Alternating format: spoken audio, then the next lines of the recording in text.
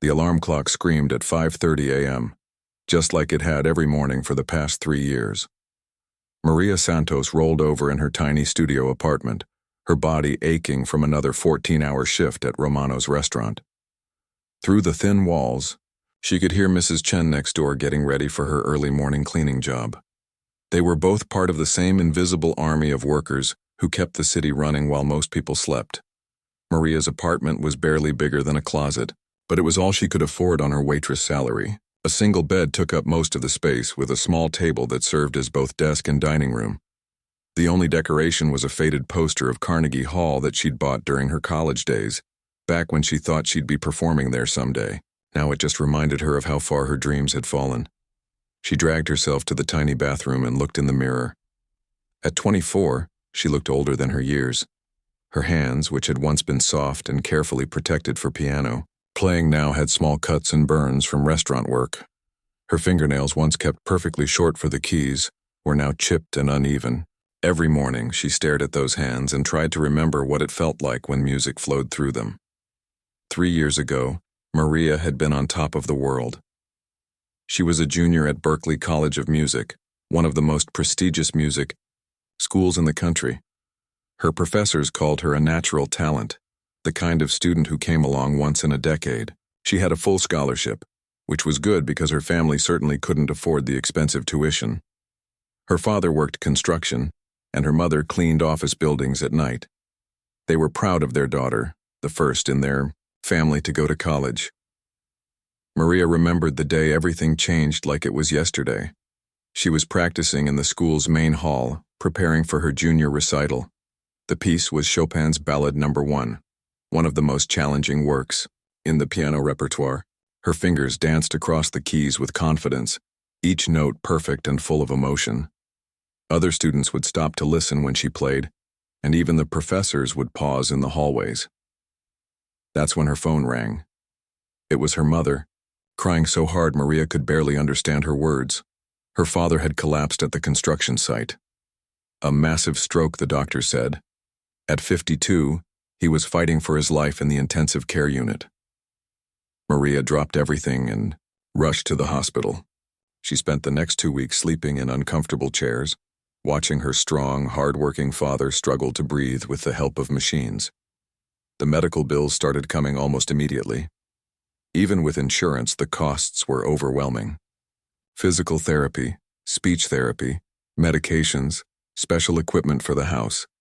The numbers were so big they didn't seem real. Her parents had always been proud people. They worked hard and paid their bills on time. But this was different. This was the kind of financial disaster that destroys families. Maria watched her mother age 10 years in 2 weeks, the stress and worry eating away at her. They were going to lose their house, the small 2-bedroom home where Maria had grown up and first learned to play piano on an old upright her father had bought at a garage sale. The decision wasn't really a decision at all. Maria withdrew from Berklee and took the first job she could find. Romano's was an upscale Italian restaurant in downtown Boston, the kind of place where businessmen took clients and wealthy families celebrated anniversaries. The money was decent, especially with tips, and they were willing to give her extra shifts. She told herself it would be temporary, just until her father got better, until the bills were under control, until things returned to normal. But months turned into years and normal never came. Her father survived, but he was never the same. He needed constant care, and her mother had to quit her night job to take care of him. Maria became the family's main source of income. The hardest part wasn't the physical work. Though carrying heavy trays and standing for 12 hours straight was exhausting, the hardest part was pretending to be invisible. At Romano's, she learned that wealthy people often talked about their problems as if the staff couldn't hear them. She listened to customers complain about their vacation homes needing repairs, while she calculated whether she could afford to buy groceries that week. She heard them discuss their children's expensive private schools while she wondered if she'd ever be able to finish her own education. Romano's had a beautiful grand piano in the main dining room. It was a Steinway, worth more than Maria would make in 5 years. Most nights it sat silent and unused, just part of the expensive decoration. Occasionally they would hire a pianist for special events. Usually older men in tuxedos who played safe, boring classical pieces that wouldn't disturb the diner's conversations. Every time Maria walked past that piano, her heart ached. She knew, every inch of it, from the way the bench would feel under her fingers to the particular sound each key would make. Sometimes, late at night when she was cleaning the dining room, she would stop and stare at it. Her fingers would unconsciously move as if playing an invisible keyboard, muscle memory still intact after 3 years away from music. She never told anyone at work about her musical background. It felt too painful, too raw. Her co-workers knew, her as quiet Maria who worked hard and never complained. She didn't go out for drinks after work or share stories about her dreams. She just did her job and went home to her tiny apartment, where she would lie in bed and try not to think about the life she'd left behind. The other waitresses were nice enough, but they came from different worlds. Most of them were working there, way through college or just trying to make some extra money. For them, Romano's was temporary. For Maria, it had become her life. She was good at her job, efficient and professional, but every day felt like she was dying a little inside. Sometimes, late at night, she would dream about playing piano. In her dreams, she was back at Berkeley performing for packed audiences who understood and appreciated real music. She would wake up with tears on her face, her hands still moving as if they were touching keys.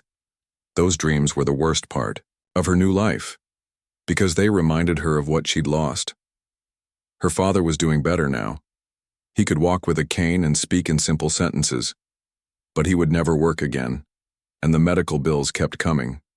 Physical therapy 3 times a week, medication that cost hundreds of dollars, regular doctor visits. Maria had become an expert at juggling bills, deciding which ones to pay first and which ones could wait another month. She had tried to practice piano a few times, sneaking into the community center after hours when her friend who worked there would let her use their old upright. But it was too painful. Her technique was rusty, her fingers stiff from lack of use. The music that had once flowed so naturally now felt forced and clumsy. After a few attempts, she gave up. It was easier to pretend that part of her life had never existed. As Maria got ready for another shift at Romano's, she looked at that Carnegie Hall poster one more time. She had bought it during her freshman year, when everything seemed possible. Now it felt like a cruel joke. She thought about taking it down, throwing it away with the rest of her abandoned dreams. But something stopped her. Maybe it was hope, or maybe it was just stubbornness. Either way, it stayed on the wall, a reminder of the person she used to be and the dreams she couldn't quite let go of, even after 3 long years of carrying other people's plates and pretending their problems mattered more than her own broken heart. Friday nights at Romano's were always crazy, but this particular evening felt different from the moment Maria walked through the staff entrance. The restaurant was buzzing with an energy she hadn't felt before. The manager, Tony, was running around checking every detail twice, adjusting flowers on tables and making sure the silverware sparkled under the warm lighting. "Big night tonight, people," Tony announced during the pre-shift meeting. "We've got some very important guests coming in. I'm talking about the kind of people who can make or break this place with one bad review. So everyone needs to be perfect tonight. No mistakes, no delays, and definitely no attitude." Maria had heard this speech before, but tonight Tony seemed more nervous than usual. She found out why when she saw the reservation book. Table 12, the best spot in the house, was reserved for Richard Blackwood and his party of 8. Even Maria, who didn't follow business news, knew that name. Blackwood was one of those tech billionaires whose face appeared on magazine covers and news shows. He was the kind of man who bought companies the way most people bought coffee. The evening started normally enough. Maria worked her usual section, taking orders and serving food with the same efficiency she'd perfected over 3 years. But she kept glancing toward table 12, watching as the staff prepared for Blackwood's arrival. They brought out the restaurant's finest wine glasses, the ones they only used for special occasions. Fresh flowers were arranged perfectly, and the lighting was adjusted just right. At exactly 7:30, Blackwood arrived. Maria had seen rich people before, but there was something different about him. He walked into the restaurant like he owned it, which, for all she knew, maybe he did. He was tall and well-dressed, but it wasn't his clothes that commanded attention. It was the way he moved, the way everyone around him seemed to bend slightly in his direction, like plants leaning toward the sun. His guests were clearly important too. Maria recognized a few faces from business, magazines she'd seen while waiting in doctors' offices. These were the kind of people who made decisions that affected thousands of jobs, who could invest millions of dollars in a single meeting. They talked in low voices about market trends and acquisition deals, using words that might as well have been a foreign language to most people. Maria tried to stay focused on her own tables, but it was hard to ignore the energy coming from Blackwood's corner of the restaurant. He was clearly the center of attention, telling stories that made his guests laugh a little too loudly, the kind of forced laughter that happens when people are trying to impress someone powerful. About an hour into their meal, something shifted in the atmosphere. Maria was clearing plates from a nearby table when she heard Blackwood's voice rise above the general dinner conversation. He was talking about a deal he was working on, something involving artificial intelligence and manufacturing. His guests were nodding along, but Maria could tell they weren't as excited as he was. That's when Blackwood noticed the piano. It sat in its usual spot, elegant and untouched, the overhead light making its black surface gleam like a mirror. Maria had walked past it hundreds of times that evening, just like every other night, but suddenly it seemed to capture Blackwood's attention completely. "You know what this place needs?" he said, loud enough that nearby tables could hear him. "Some live entertainment. That piano's just sitting there collecting dust." One of his guests, an older woman with silver hair, agreed politely. "That would be lovely, Richard. Do you know if they have someone who plays?" Blackwood shrugged. "If they don't, they'll find someone. That's what money's for, right?" He laughed at his own joke, but there was something cold in the sound. Maria felt a chill run down her spine. She'd been refilling water glasses at the table next to theirs, and something about Blackwood's tone made her want to disappear into the kitchen. But before she could move, his eyes locked onto hers. "You," he said, pointing directly at her. "Come here for a second." Maria's heart started pounding. In 3 years of working at Romano's, she'd learned that being singled out by customers was never a good thing. She approached the table carefully, putting on her most professional smile. "Yes, sir? Is there anything I can get for you?" Blackwood leaned back in his chair, studying her like she was an interesting specimen. "What's your name, sweetheart?" "Maria, sir." "Well, Maria, I was just telling my friends here how much we'd enjoy some live music tonight. You know, something to set the mood." He gestured toward the piano with his wine glass. "Why don't you go over there and play us something nice?" Maria's mouth went dry. "I'm sorry, sir, but I'm just a waitress. I don't play piano." The lie came automatically, a protective instinct she'd developed over the years. She'd learned that admitting to any kind of education or talent often made wealthy customers uncomfortable, like they suddenly realized the person serving them might be more than just a uniform. But Blackwood wasn't the type of man who accepted no easily. His expression hardened and his voice took on an edge that made everyone at the table shift uncomfortably. "Come on now, Maria. Don't be modest. I'm sure a smart girl like you knows how to tickle the ivories a little bit." He was smiling, but it didn't reach his eyes. "My friends and I would really appreciate some background music with our dessert." "I really can't, sir. I don't know how to play." Blackwood's smile disappeared completely. "Listen, sweetheart, I didn't get where I am by accepting the first no I hear. Now I'm asking nicely. Go over to that piano and play something. Anything. Even Mary Had a Little Lamb would be fine." The conversation at nearby tables had stopped. People were starting to stare, sensing the tension building at table 12. Maria could feel her face burning with embarrassment and anger. This man was trying to humiliate her in front of the entire restaurant, treating her like some kind of performing animal. "Sir, I understand what you're asking, but I really am just a waitress. I don't have any musical training." That's when Blackwood stood up. He was even more intimidating at his full height, and his voice carried across the restaurant when he spoke. "You know what? I think you're being dishonest with me, Maria, and I don't appreciate dishonesty." He pulled out his phone and started typing. Let me just check something here. Romano's customer service complaints. The threat was clear. One bad review from someone like Richard Blackwood could destroy a restaurant's reputation overnight. In the age of social media, wealthy customers had more power than ever before. They could ruin businesses with a few angry tweets or a scathing online review. Tony appeared beside Maria so quickly she wondered if he'd been watching the whole scene unfold. His face was pale, and she could see sweat on his forehead despite the restaurant's air conditioning. "Is there a problem here, Mr. Blackwood?" Tony's voice was carefully controlled, but Maria could hear the panic underneath. "No problem at all," Blackwood said, sitting back down but keeping his eyes on Maria.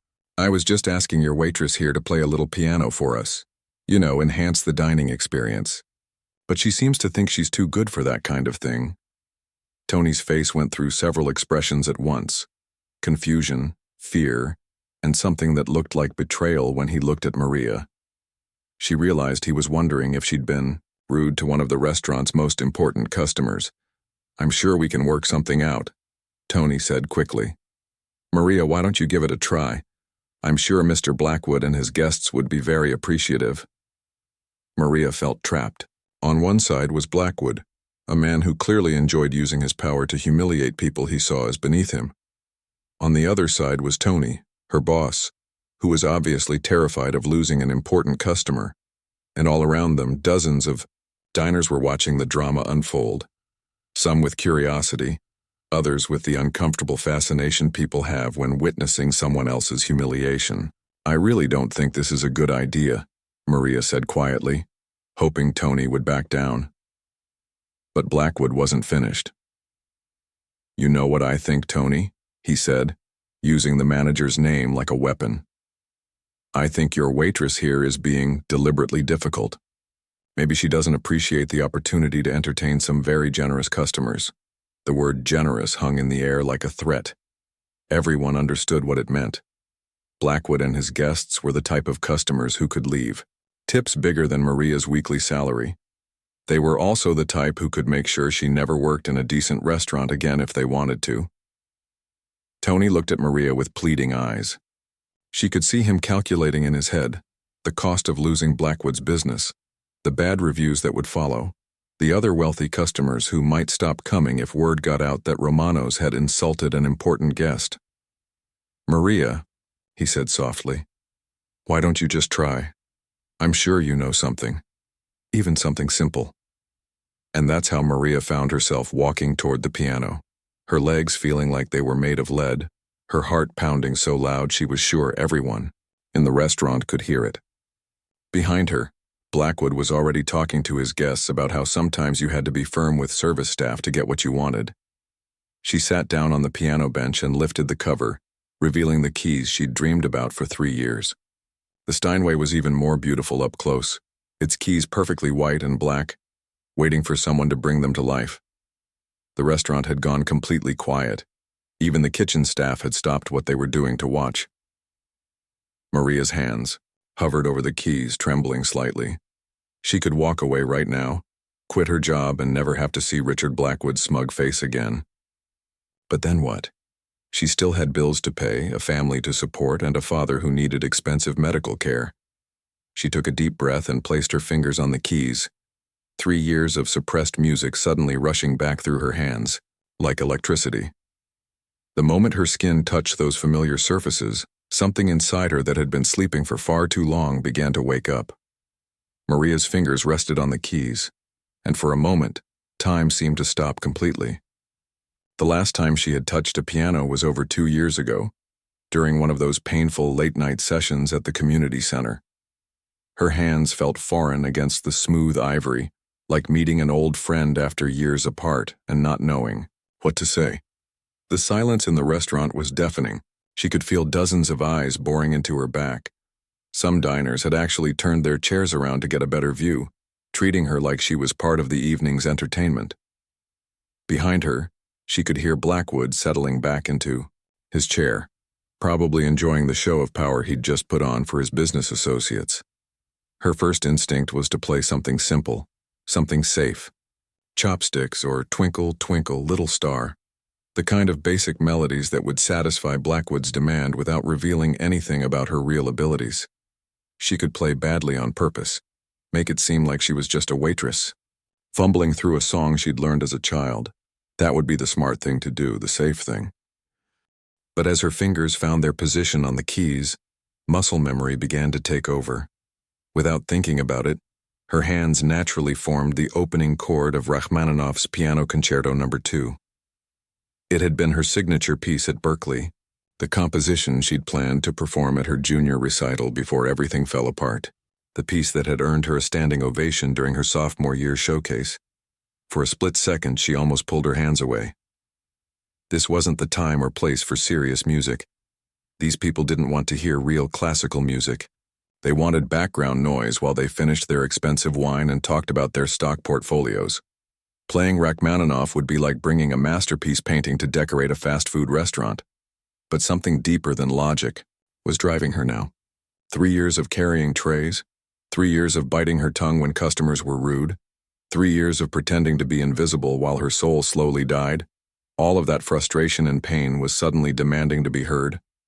Her fingers pressed down on the keys before her mind could stop them. The opening notes rang out across the restaurant, soft and haunting. Even people who didn't know classical music could tell this wasn't "Mary Had a Little Lamb." The melody was complex, sophisticated, filled with an emotion that seemed to come from somewhere much deeper than simple entertainment. Maria's technique was rusty at first. Her fingers stumbled slightly on passages that had once been second nature to her. 3 years away from serious practice had taken their toll, but as the familiar music flowed through her, something magical began to happen. It was like riding a bicycle or swimming. The body remembers what the mind tries to forget. The restaurant staff had stopped pretending to work. Waiters stood frozen with trays in their hands. Busboys forgot about clearing tables. And even the kitchen crew had emerged from behind the swinging doors to listen. This wasn't the kind of music they usually heard during their shifts. This was the kind of music that belonged in concert halls and conservatories, not in a place where people came to eat pasta and talk business. As Maria moved deeper into the piece, her nervousness began to transform into something else entirely. The fear didn't disappear. It became part of the music. Every worry about her father's medical bills. Every night she'd cried herself to sleep over her abandoned dreams. Every morning she'd woken up feeling like she was wasting her life. All of it poured out through her fingertips. She was no longer playing for Blackwood or his dinner guests. She wasn't even playing for the restaurant full of strangers watching her.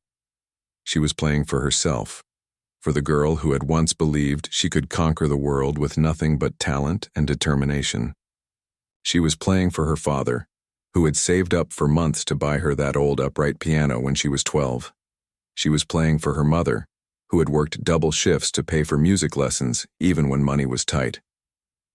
The second movement of the concerto was where Maria had always shined. It was the emotional heart of the piece, the part that separated good pianists from great ones. Technical skill could get you through the fast passages, but this section required something deeper.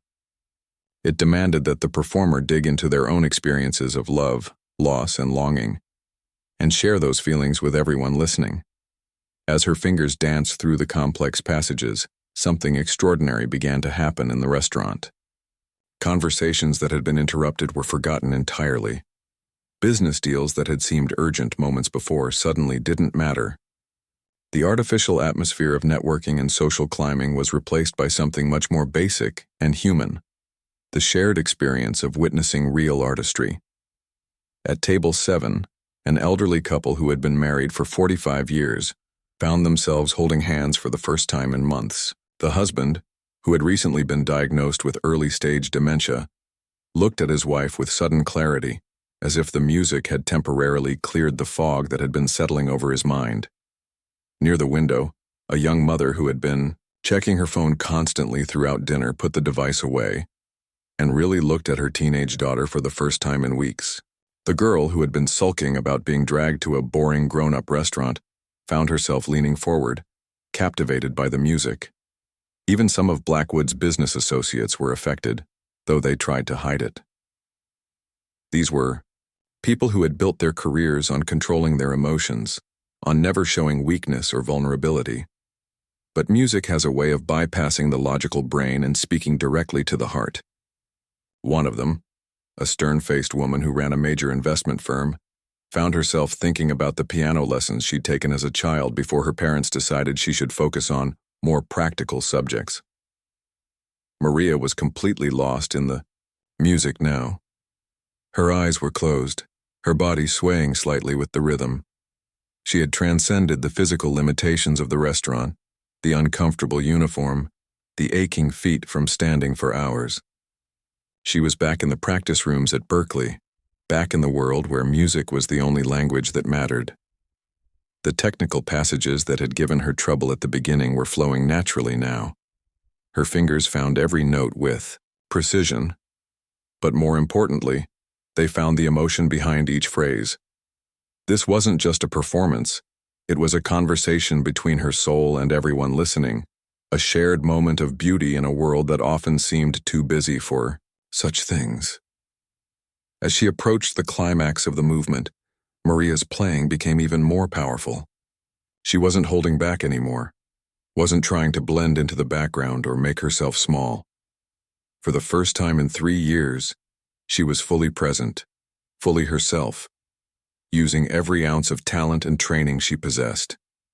The sound of the Steinway filled every corner of the restaurant, its rich tones resonating off the walls and ceiling. This was what the piano had been built for, not to serve as expensive decoration, but to create moments of transcendence, to remind people that there was still magic and beauty in the world. Even Blackwood had stopped talking. His initial smugness had given way to confusion, then surprise, and finally something approaching respect. This wasn't what he had ordered. He had wanted to humiliate a working-class woman, to show his guests how easily he could command lesser people to dance for, his entertainment. Instead, he had accidentally unleashed something that was making him feel small and petty by comparison. Maria could sense the change in the room's energy, but she didn't let it distract her from the music.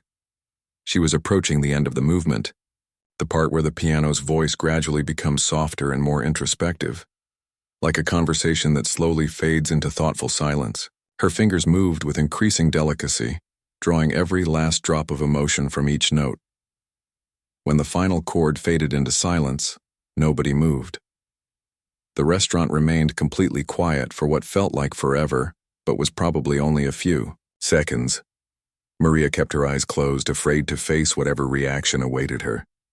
She had just exposed the deepest part of herself to a room full of strangers, and now she felt vulnerable and raw, like she had just shared her most private diary with the world. The silence that followed Maria's performance was unlike anything Romanos had ever experienced. It wasn't the awkward quiet that sometimes happens when a conversation dies or the uncomfortable pause when someone says the wrong thing. This was the kind of silence that happens when something truly extraordinary has just occurred, and everyone needs a moment to process what they've witnessed. Maria sat frozen at the piano bench, her hands still resting on the keys. Her heart was pounding so hard she could feel it in her throat. She had just played her soul out in front of a room full of strangers, and now she was terrified to turn around and see their faces. What if they were confused? What if they were angry that a simple waitress had dared to play such sophisticated music? What if Blackwood was furious that she had lied about not knowing how to play? The first sound to break the silence was unexpected. It started as a soft sniffle from somewhere near the back of the restaurant, then another. Maria realized that people were crying. Not just one person, but several diners throughout the room were wiping their eyes with napkins, trying to compose themselves after being unexpectedly moved by what they'd just heard. Then came the applause. It started with one person clapping slowly, deliberately. Then another joined in. Within seconds, the entire restaurant was erupting in thunderous applause. But this wasn't polite, obligatory clapping. This was the kind of enthusiastic, heartfelt ovation that happens at the end of a great concert, when the audience knows they've witnessed something special. People were standing up. The elderly couple at table 7 were on their feet, the husband clapping with tears streaming down his face. The business executives who had been discussing million-dollar deals were applauding like they were at Carnegie Hall. Even the kitchen staff had emerged completely from behind the swinging doors, their white aprons and chef hats adding to the surreal nature of the moment. Maria finally found the courage to turn around. What she saw took her breath away. Every single person in the restaurant was looking at her with a mixture of amazement and respect. These weren't the same faces that had been watching her carry plates and refill water glasses all evening. These people were looking at her like she was someone important, someone worth paying attention to. At table 12, Blackwood's expression had completely changed. The smug arrogance was gone, replaced by something that looked almost like shame. His business associates were staring at him with barely concealed disgust, and Maria could see him realizing that his attempt to humiliate her had backfired spectacularly. One of his guests, a distinguished-looking man with silver hair, was shaking his head slowly, clearly appalled by what Blackwood had tried to do. But it was the woman at table 15 who caught Maria's attention most. She was older, probably in her 60s, with short gray hair and intelligent eyes behind stylish glasses. Unlike everyone else, she wasn't clapping. Instead, she was staring at Maria with an intensity that was almost uncomfortable. There was something about her posture, the way she held herself, that suggested she knew exactly what she had just heard. The woman stood up and began walking toward the piano. As she moved through the restaurant, other diners stepped aside respectfully, and Maria noticed that several people seemed to recognize her. There were whispered conversations and pointing, the kind of behavior that happens when a celebrity walks into a room. "That was extraordinary," the woman said when she reached the piano. Her voice was warm but carried an authority that made everyone around them fall quiet. "I haven't heard Rachmaninoff's second played with that kind of emotional maturity in years. Where did you study?" Maria's mouth went dry. There was something about this woman that suggested she wasn't just making polite conversation. I went to Berkeley, but I didn't finish." The woman's eyebrows rose slightly. "Berkeley. That explains the technique, but not the interpretation. That came from somewhere much deeper." She extended her hand. "I'm Dr. Elizabeth Morrison." The name hit Maria like a lightning bolt. Dr. Elizabeth Morrison was the music director of the Boston Symphony Orchestra, one of the most respected conductors in the world. Maria had seen her picture in music magazines, had dreamed of someday playing under her direction. And here she was, standing in Romano's restaurant, talking to a waitress who had just played piano in her work uniform. "Dr. Morrison," Maria managed to stammer. I know who you are. I've seen you conduct. I mean, on television and—" "Clearly you have formal training," Dr. Morrison continued, ignoring Maria's nervousness. "But what I just heard goes beyond what most conservatory students achieve after years of study. How long has it been since you performed?" 3 years, Maria admitted quietly. "I had to leave school when my father got sick." Dr. Morrison nodded, understanding. "Family comes first. I respect that. But talent like yours shouldn't be wasted serving tables, no matter how noble the reasons." She reached into her purse and pulled out a business card. "I want you to call my office tomorrow morning. We're holding auditions for our guest artist program next month. The program provides full scholarships for promising musicians who need financial support." Maria stared at the card like it might disappear if she blinked. "I don't understand. You're offering me a scholarship? But you've only heard me play one piece." "One piece was enough," Dr. Morrison said firmly. "I've been conducting for 30 years. I know talent when I hear it. More importantly, I know passion when I hear it. You didn't just play those notes, you lived them. That's something that can't be taught." By now, other diners were gathering around the piano, waiting to speak with Maria. The young mother with the teenage daughter approached next, her eyes still red from crying. "I just wanted to thank you," she said softly. "I've been having such a hard time connecting with my daughter lately. But when you played, I saw her really listening, really feeling something. It reminded me that there's still beauty in the world, even when everything feels difficult." An older gentleman stepped forward next. He was well dressed but had the weathered hands of someone who had worked hard his whole life. "My wife and I own a small music school," he said. "We'd be honored if you'd consider teaching some classes. We can't pay much, but it might be a way to get back into music while you figure out your next steps." The offers and compliments kept coming. A local music critic who had been dining with his wife wanted to write a story about her. A wedding planner asked if she'd be interested in playing at events. Someone even mentioned knowing a music producer who specialized in classical crossover albums. Maria felt overwhelmed by the sudden attention. 3 years of invisibility had ended in one moment, and now everyone wanted to talk to her, to help her, to be part of whatever came next. It was wonderful and terrifying at the same time. Through it all, she kept glancing back at Blackwood's table. His business dinner was clearly over. 2 of his guests had already left without saying goodbye, their faces showing their disapproval of how he had treated her. The remaining associates were talking quietly among themselves, occasionally shooting disgusted looks in his direction. Blackwood himself looked like a man who had just realized he'd made a terrible mistake. The power play that was supposed to demonstrate his control over lesser people had instead revealed him to be a bully who had tried to humiliate someone with extraordinary talent. In trying to make Maria look small, he had instead made himself look petty and cruel. Tony, the restaurant manager, was standing nearby looking completely bewildered. In all his years in the hospitality business, he had never seen anything like this. One of his waitresses had just received a standing ovation from a room full of customers, and now there was a line of people waiting to talk to her. He wasn't sure whether to be proud or worried about the chaos this might cause for normal operations. As the crowd around the piano gradually thinned out, Maria found herself alone with Dr. Morrison again. The conductor studied her with those intelligent eyes, seeing something that others might miss. "Can I ask you something?" Dr. Morrison said quietly. "When you were playing tonight, what were you thinking about?" Maria considered the question carefully. "I was thinking about my father," she said finally. "About how proud he was when I got into Berkeley. About how he saved up for months to buy me my first piano when I was a kid.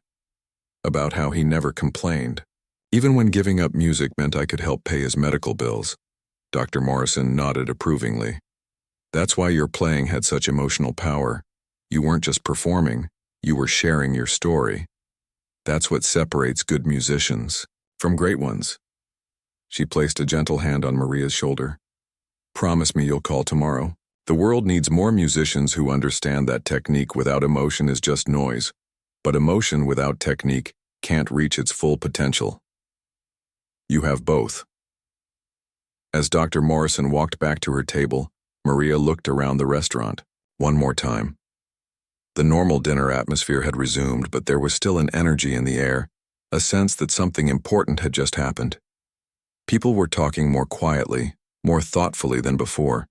Several diners were humming fragments of the Rachmaninoff piece, trying to hold on to the beauty they had just experienced. Maria carefully closed the piano lid and stood up from the bench.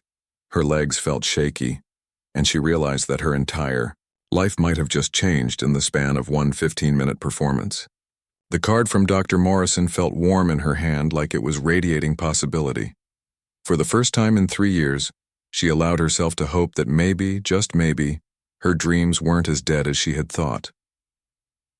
3 months later, Maria stood in the wings of Symphony Hall, adjusting the sleeves of her black concert dress for the 10th time in 5 minutes. The dress was borrowed from another musician in the guest artist program, but it fit perfectly, as if it had been waiting for this moment just as long as she had. Through a gap in the heavy velvet curtains, she could see the audience filling the historic venue, the same hall where she had once dreamed of performing as a student. The journey from that Friday night at Romano's to this moment had been like living in a dream. The morning after her impromptu performance, she had stared at Dr. Morrison's business card for 20 minutes before finding the courage to make the phone call. The conductor's assistant had scheduled an audition for the following week, and Maria had spent every free moment practicing on the old piano at the community center, her fingers slowly remembering the pieces she had once known by heart. The audition had gone better than she dared hope. Playing for a panel of distinguished musicians, Maria had performed the same Rachmaninoff concerto that had changed her life, along with pieces by Chopin and Bach. When she finished, the silence in the audition room reminded her of that night at Romano's, but this time she wasn't afraid to look up and see the judges' faces. "Welcome to the Boston Symphony Orchestra Guest Artist Program," Dr. Morrison had said simply, and Maria had started crying right there at the piano bench. The scholarship covered not just her living expenses but also provided money for her father's ongoing medical care. For the first time in 3 years, Maria could focus on music without the constant worry about bills and medications. Her parents had cried when she told them the news, her father managing to say proud of you despite the speech difficulties that still lingered from his stroke. But the real surprise had come 2 weeks later, when a video surfaced online. Someone at Romano's that night had recorded her performance on their phone and posted it to social media with the caption, "Waitress plays piano and brings entire restaurant to tears." Within days, it had been viewed millions of times, shared by celebrities, and featured on morning talk shows. Suddenly, everyone wanted to know Maria's story. News reporters called her apartment, music bloggers wrote articles about her, and record labels started reaching out about recording contracts. The girl who had spent 3 years trying to be invisible had become an overnight sensation. The attention was overwhelming at first. Maria wasn't used to people caring about what she had to say, much less wanting to put her on television. But she quickly realized that her story resonated with people because it was about more than just music. It was about dreams deferred, family sacrifice, and the power of unexpected moments to change everything. Romano's had become famous too. Tony, the manager who had been so nervous about upsetting Blackwood, found himself fielding calls from food critics and travel bloggers.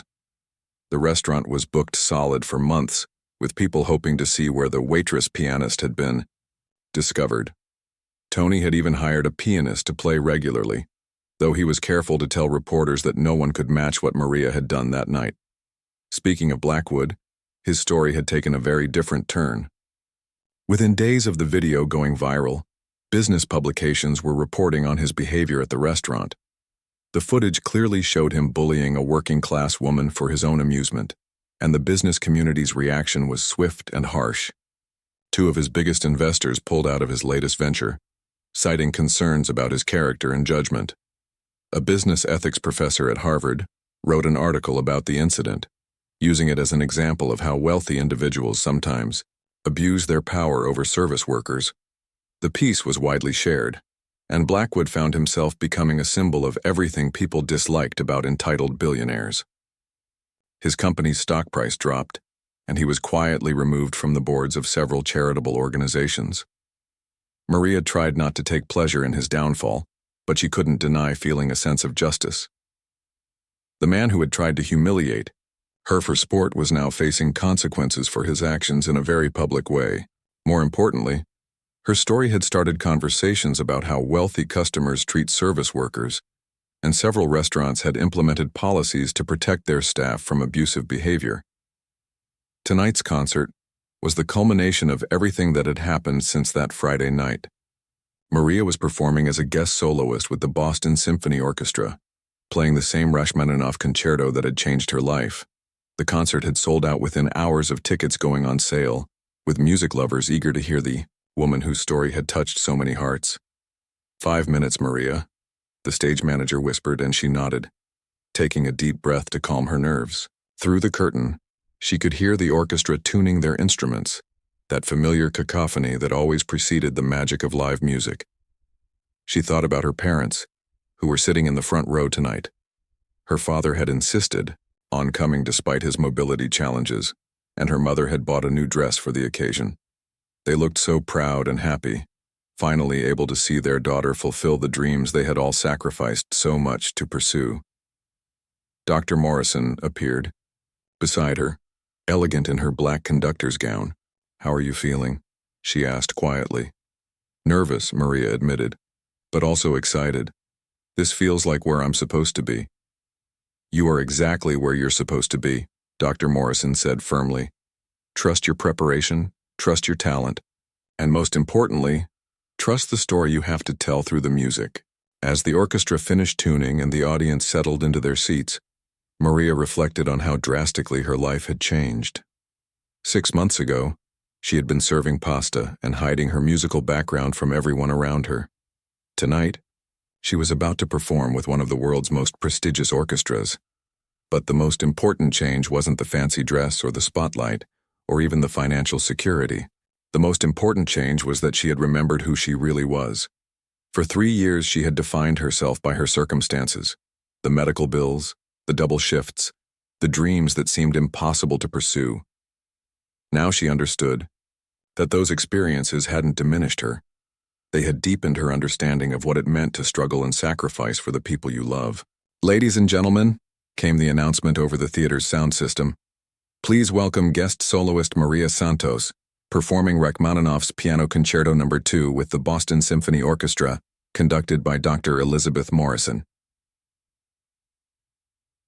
Daiki. Curtain rose and Maria walked onto the stage to thunderous applause. The same piece of music that had been forced out of her in a moment of humiliation was now being presented as the artistic triumph it had always been. As she sat down at the grand piano, a Steinway even more magnificent than the one at Romano's, she thought about the journey that had brought her to this moment. She placed her fingers on the keys and nodded to Dr. Morrison, who raised her baton. As the orchestra's opening notes filled the concert hall, Maria closed her eyes and let herself remember that Friday night when everything changed. She remembered the fear, the anger, the feeling of being trapped between a bully's demands and her need to survive. But she also remembered the moment when the music took over, when 3 years of suppressed dreams came flooding back through her fingertips. When her entrance came, Maria's playing was even more powerful than it had been at Romano's. The months of practice with proper coaching had refined her technique, but more importantly, she now understood the full significance of what had happened that night. This wasn't just a performance. It was proof that dreams don't really die. They just wait for the right moment to resurface. The audience was completely silent, hanging on every note. In the front row, her parents were crying with pride. Scattered throughout the hall were people who had seen the viral video and wanted to experience her music live. Even some of the diners from Romano's that night had bought tickets, wanting to be part of the continuation of a story that had started with a bully's demand and ended with a triumph that no one could have predicted. As Maria played the final soaring notes of the concerto, she realized that Richard Blackwood had actually done her a favor. His cruelty had forced her to confront the part of herself she had been hiding, and in trying to humiliate her, he had accidentally set her free. Sometimes the worst moments in our lives turn out to be the doorways to our best ones. The last chord resonated through the hall, and after a moment of perfect silence, the audience erupted in the longest standing ovation of Maria's life. As she stood and bowed, flowers raining down from the balconies, she knew that this was just the beginning of a story that had started with a waitress being forced to play piano and had become something beautiful beyond anyone's imagination.